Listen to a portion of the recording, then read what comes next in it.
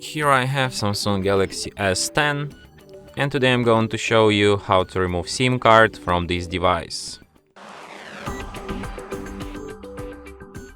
So in case if you want to remove SIM card from its slot, but unfortunately you don't have any special means to access this slot, as you can see here is really small hole which you can't enter with your fingers or anything.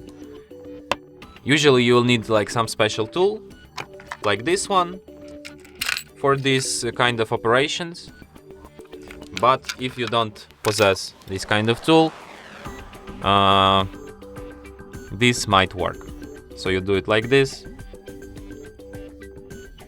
and we have improvised tool which you can use to eject our SIM card.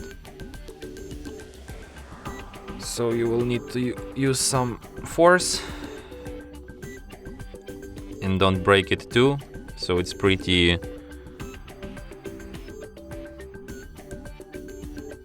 not that easy. Okay, I broke it. Nice. Let's try once again from other side. Okay, please don't break. Oh, and now it's out. And that's how you can easily remove this slot and took out SIM card, insert it, anything you want. So yeah.